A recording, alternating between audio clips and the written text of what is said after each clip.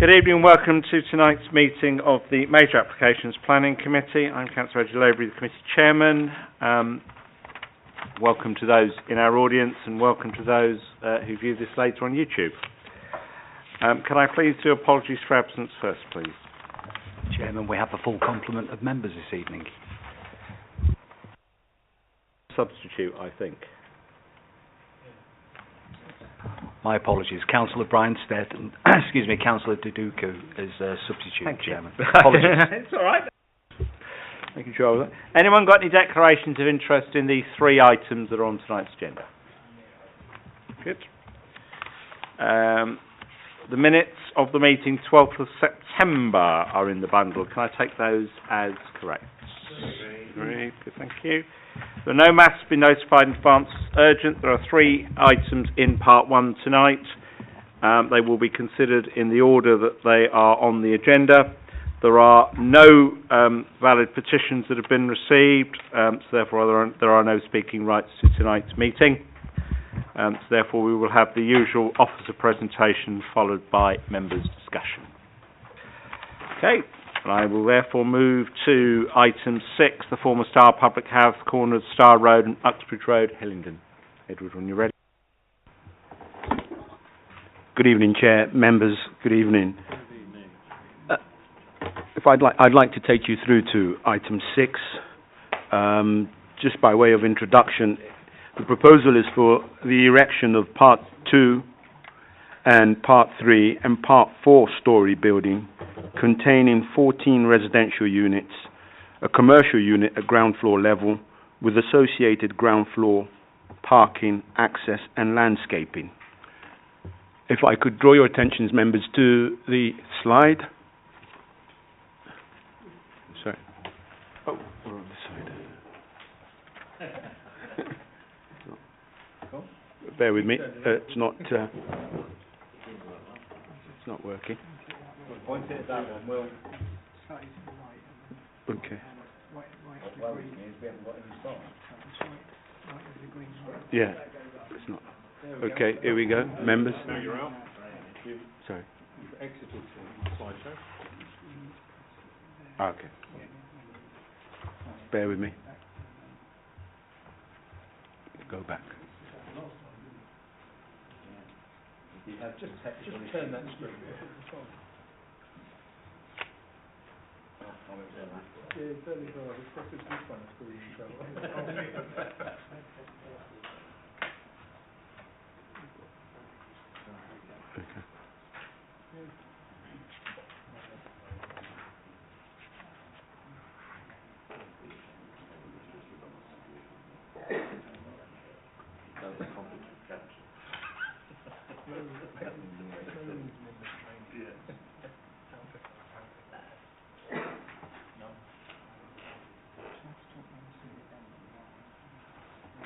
While we sort the slideshow out, we'll work on the addendum. Yeah, if I can just talk members through the committee addendum while Carla gets us back to the PowerPoint. After the report was published, we got the final report of the third-party viability consultant, and they've advised that they consider the development can provide some affordable housing. So the refusal reason for has been updated and the wording slightly altered to reflect that position on viability, and paragraph 7.13 updated accordingly as well. Other than that, there aren't any other addendum items on this report. Thank you, Chairman. And we have, just by timing, we now have the slides. Chair, thank you very much. My apologies for that technical problem we had there. Drawing your attention back to item 6, I'd like you to have a look at the location plan, which is both in front of you and to the side here. And this is the location plan showing the site constraints as well. Another location plan and the proposed site plan. This is a basement plan. Then we have a ground floor and first floor plan. proposed second and third floor plans, and proposed roof plan. This is the proposed elevations north, west and southwest. Proposed elevations again northeast and southeast.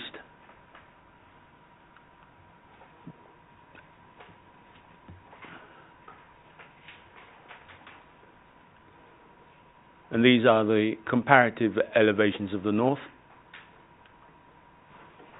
comparative elevations of the east, a bird's eye view of the site, and here you have a street view of the site. Fortunately, too many cars for you to gain a glimpse of the former public house that was there. Another street view. Not too good a picture. Apologies. Okay. And another street view.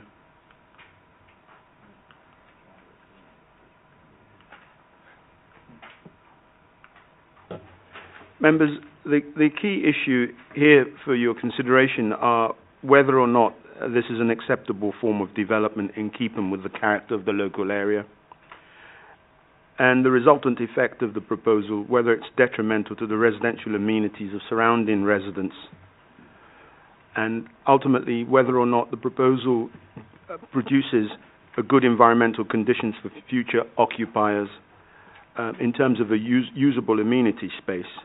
James has already drawn your attention to the addendum item, drawing your attention to the affordable housing issues that we have been highlighting to you with regard to this proposal. Thank you, Chair. Okay, the proposal before you has an officer recommendation with 4 refusal reasons on page 4 relating to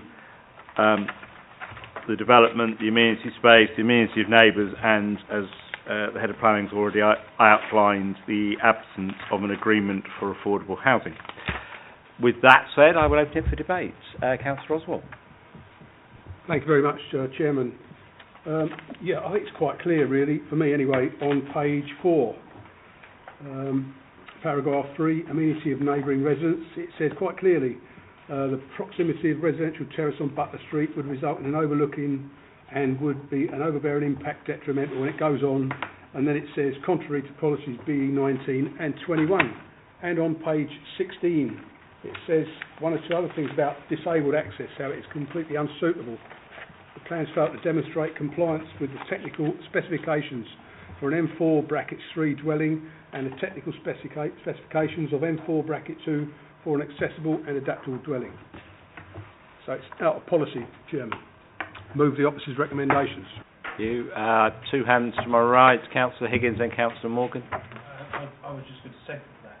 Okay. Sorry, well, Chairman, I was just going to have to second that, but if Councillor... well, I will just hold just for 1 second in case Councillor Morgan wants to raise another issue. No further comment then, Mr. Oh, okay, fine. Sorry, can I just pick up on Councillor Oswald's comment? I had missed that bit about the disability. Is that adequately covered in the refusal reasons?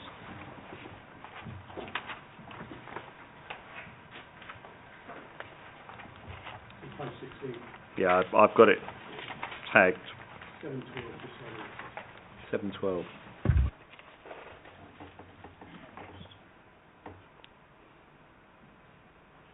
Needs to be in there as well.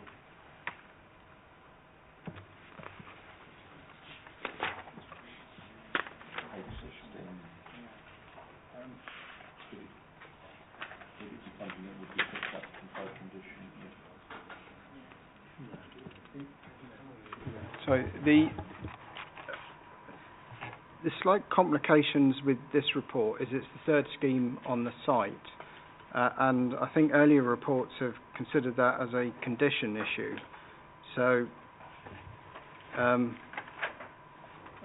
I'd be minded not to add it as a refusal reason in this case, because I think it could cause us difficulties at appeal because of the history of the site.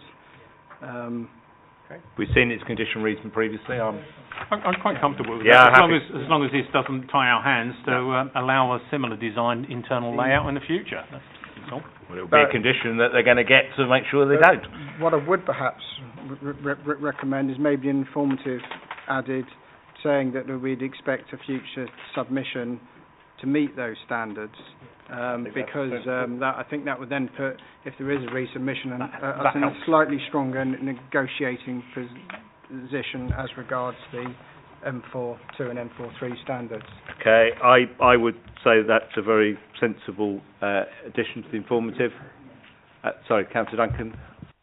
Can we just say that when we say that we would expect something in the future to meet that standard, can we say that this does not comply, so that there's clarity about that?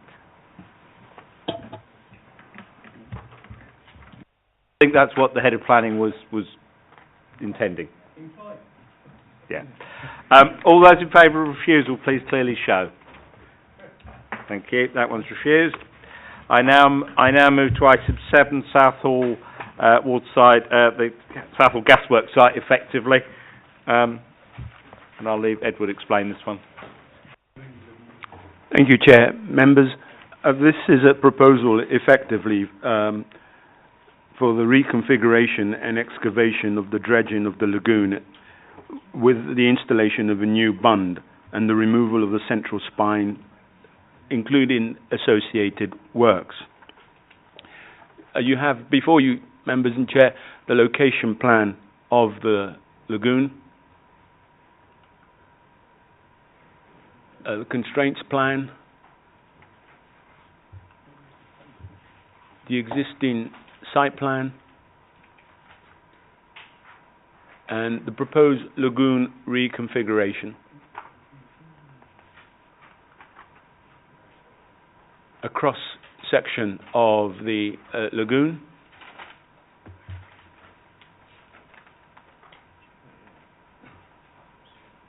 a conceptual site model of the lagoon, and an aerial view.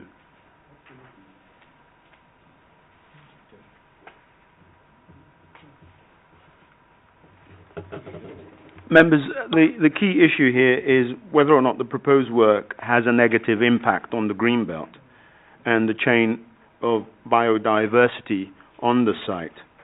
The officer's recommendation that it doesn't have a negative impact on the greenbelt or the chain of biodiversity on the site, and therefore it is recommended for approval. Thank you, Chair. Can we just confirm for the record that I think it does say that, but that the Environment Agency, we've got their conditions and they are happy with this proposal? They are, Chair. Right. That's a good place to start, I think. Anybody got Councillor Higgins? I don't want to be pedantic, but I didn't think we had lagoons in England. I thought it was either ponds or...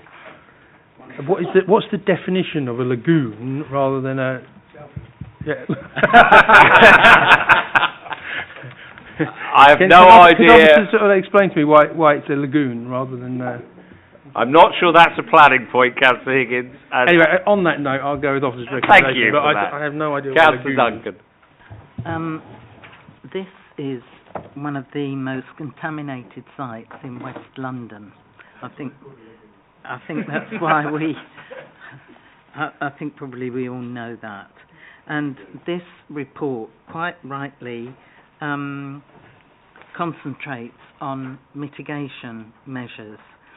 What currently happens is when there's flooding in this area, it comes over the site and recontaminates the land, which then goes into the soil and the water comes through, goes back into the system. So it's a system of recontamination.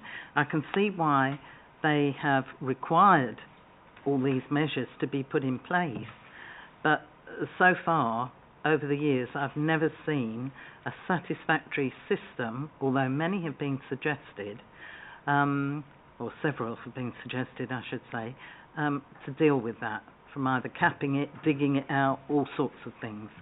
And I'm not quite sure what this means. Are we approving something with conditions which are not going to be quite properly met because of the extent of the contamination and the nature of it. But because we've conditioned it, we're saying, well, you know, we've done what we can. We need to, I would like to be satisfied that this is going to address the problem. I don't have enough technical knowledge to know that. And I just, you know... Beyond that technical knowledge, yeah, I'd just like some words from the officer about it, really. I can say that the revised conditions are, that the initial report had standard wording, and ignore the heading of non-standard condition. These are standard Environment Agency conditions, and then what we've now got is bespoke ones that I find slightly reassuring, because if they change them to bespoke ones, it means they've kind of looked at it in more detail at what's before them and then come up with exactly the right conditions that they felt were appropriate. But in terms of the technical stuff behind that, I'm afraid I'm not a contaminated land expert. Does this carry us forward? What I'm trying to say is, does this carry us forward that for the future, so that if measures are put in place and they're not adequate, then there's some means of either the Environment Agency or the Trust or whoever requiring those remediation works or further remediation works? Because it's got to be brought to a certain standard, hasn't it? That's what this is about.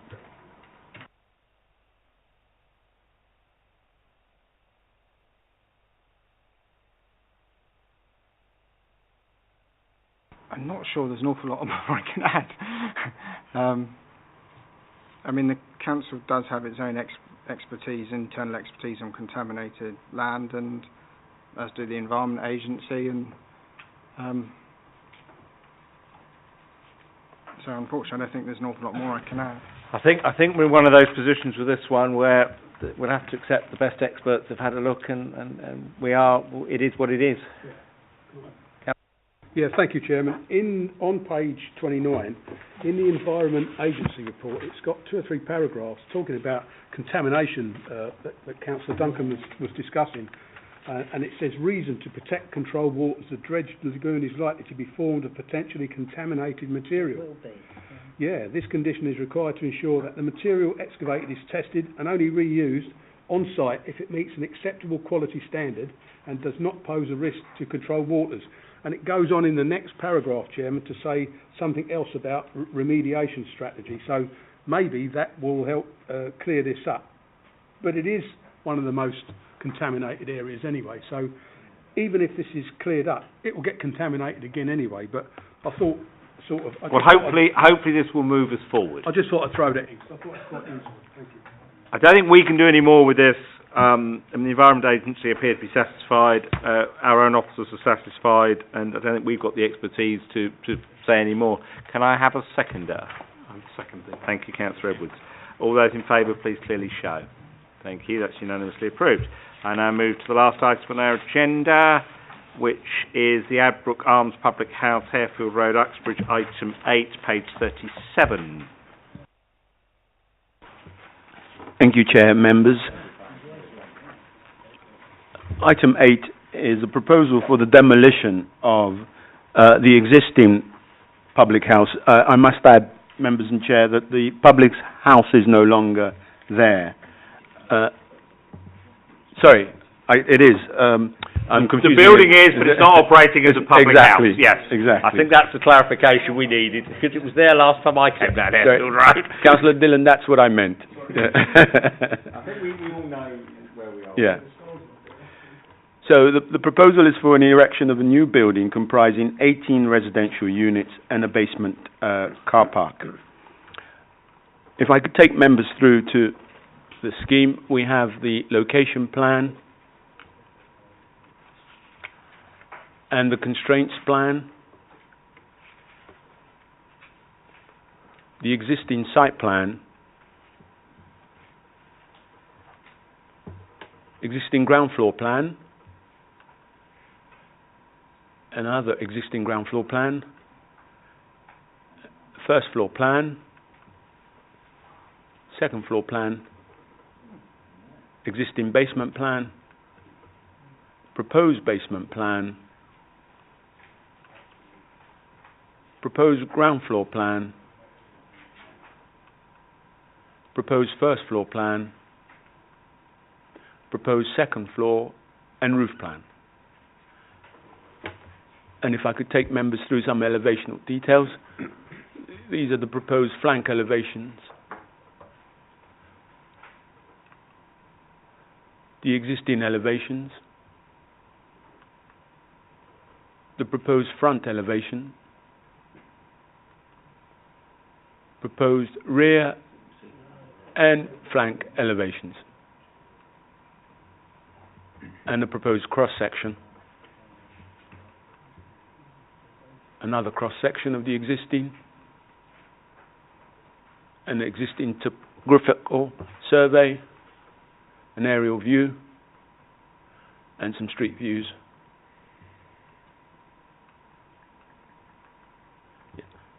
And the former public house is there. These are views of the rear and the street view of the front elevation.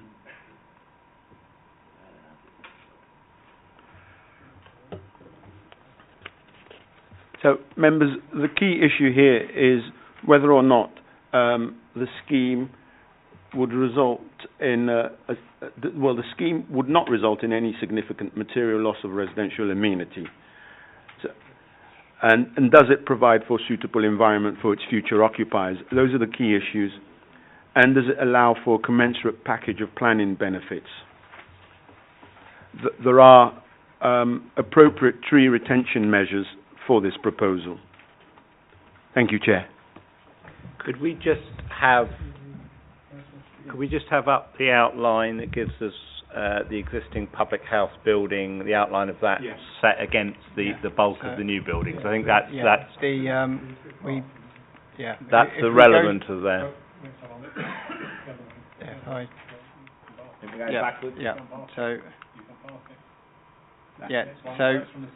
So the red outline is very important on these plans because it shows that the existing building, which is a quite tall building, is actually no taller than the proposed building.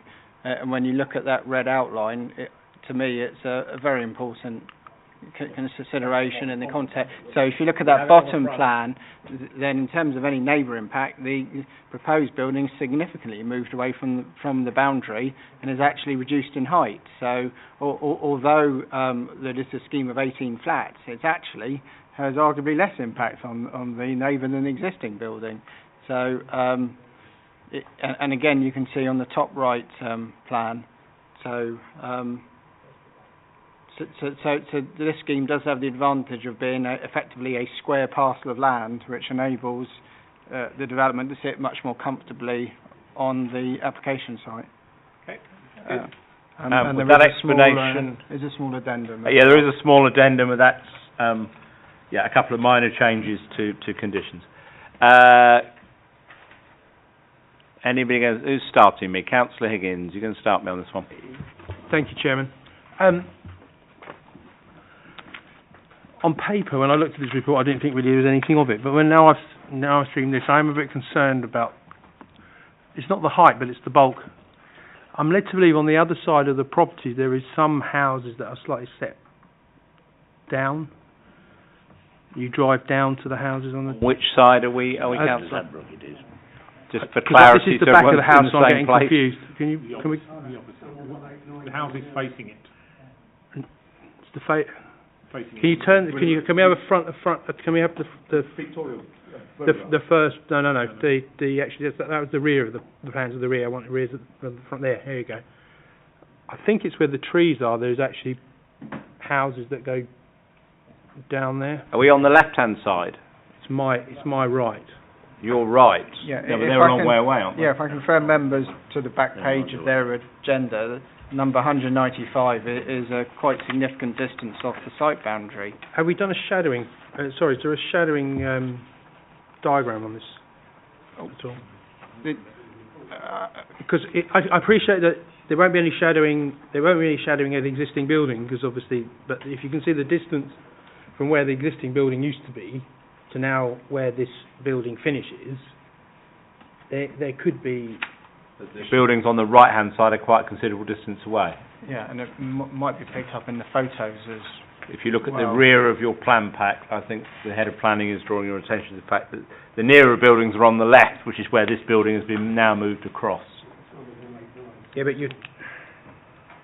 That's where it's Yeah, been but moved you're across building that way, significantly. aren't you? So you're building new there, which is affected...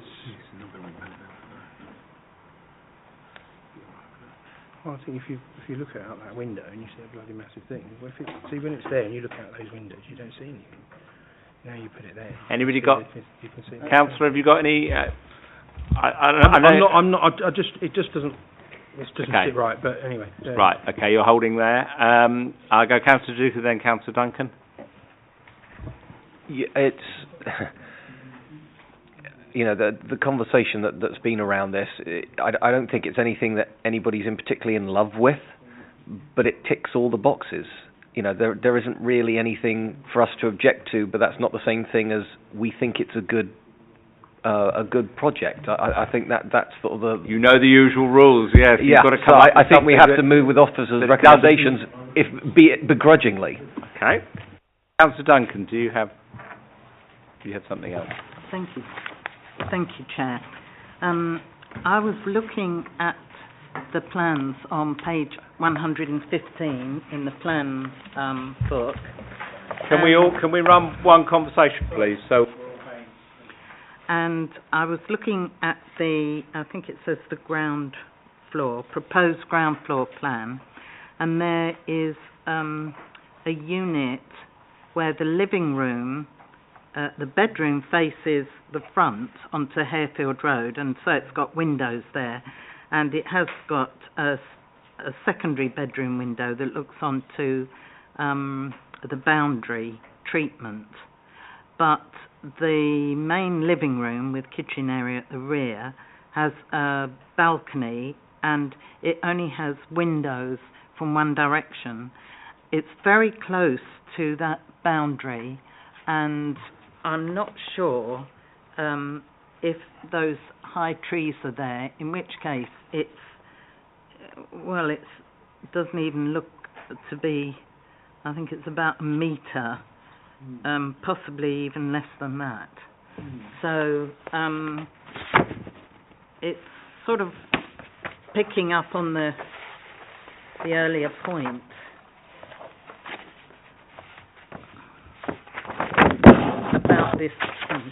About this distance, and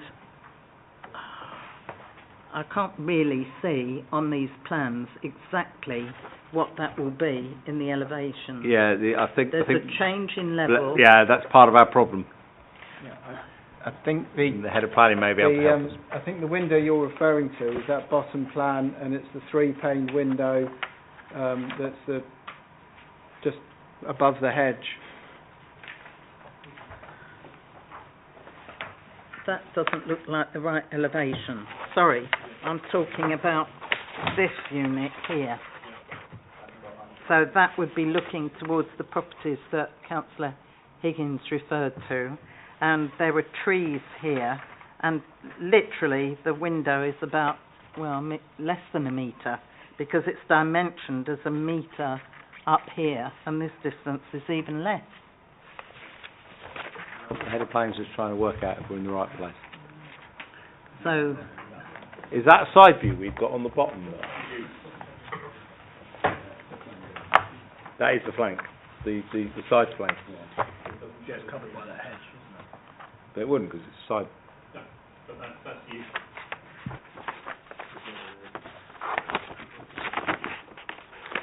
well, What were the photos on the street scene?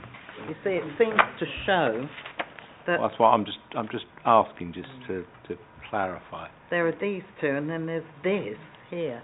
It's not at all clear to me, I'm afraid. I'd just like some clarification about What's on the right hand? No, I don't want to see the garden because that's lovely, but I don't need that. It's the right hand side of the pub, or the former pub we want. That's the left. So we want.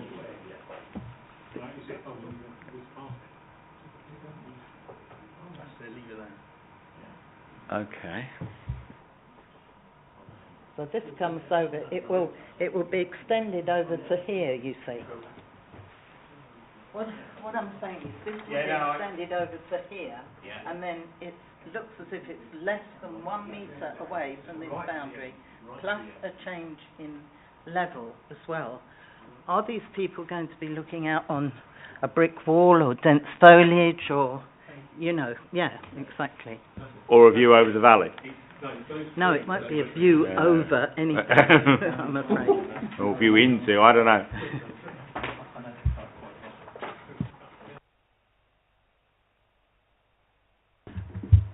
Chairman? Yeah.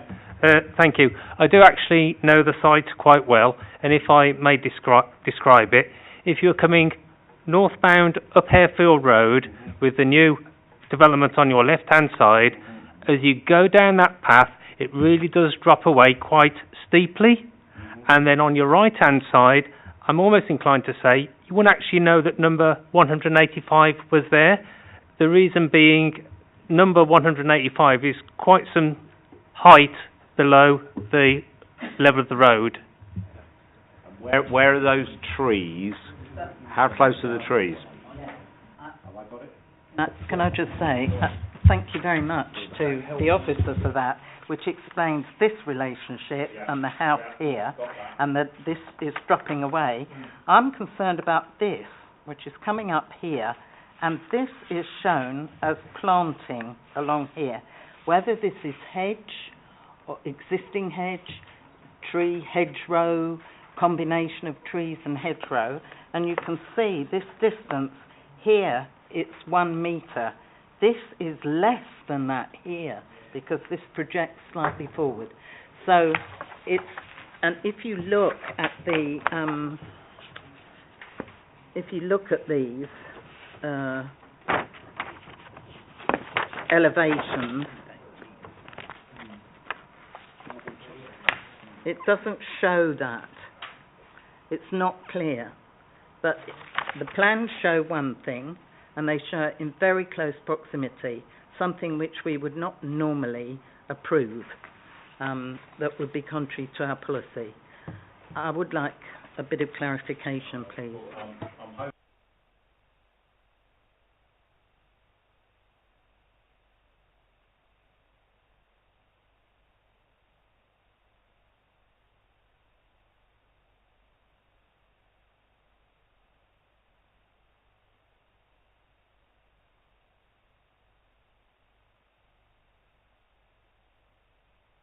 Has anyone got any, whilst we try and just unravel this one, has anyone got any other issues on this, Councillor Yarrow?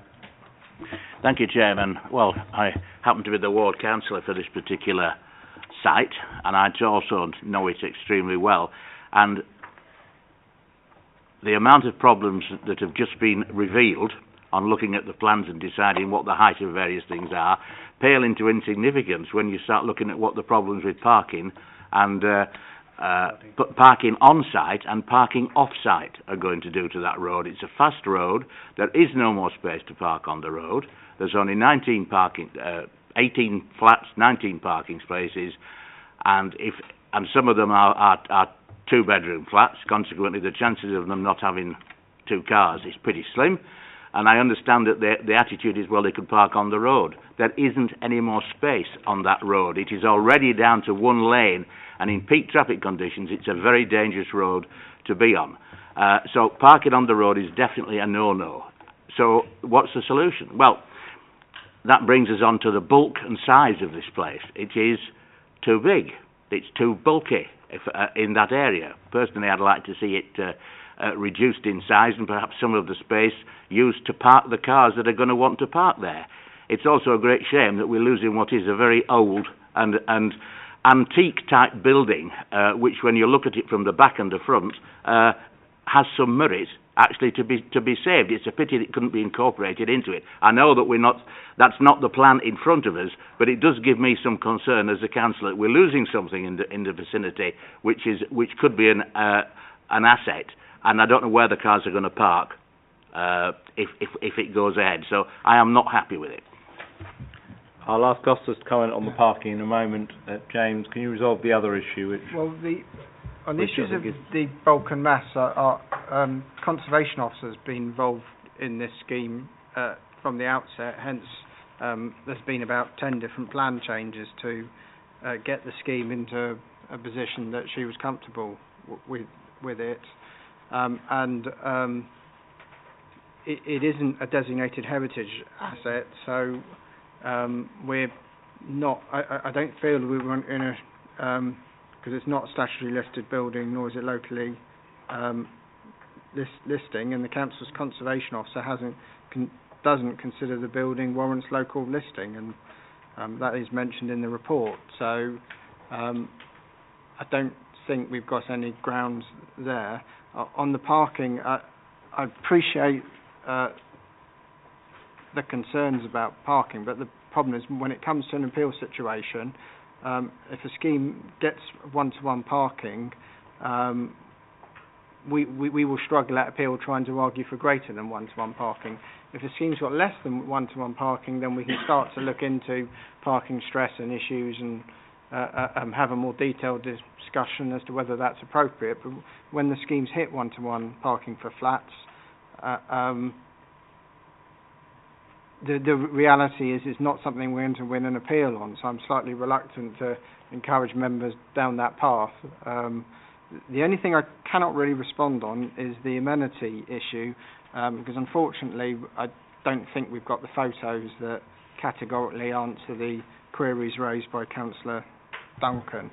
There is actually on that same side elevation, there are lower flats at the end of the basement, and then there's first floor flats. Okay, so the issue being raised would actually also apply for the lower flats. Councillor Duncan has So, raised an issue to which we do not have an answer, so it's going to get deferred any moment now. I'm going to suggest, well, we could get photographs, but we also know that photographs may not get us exactly what we want, so I'm going to propose we defer for a site visit, and that will give us the exact answer, because we can stand there and look at the relationship between the windows and the trees. I'll second that, Chairman, if you want to move it. You'll move it. Seconded. All those in favour of deferral for site visit, please show. Thank you very much. Just before 20 to 7. Thank you all for your time. That's meeting closed.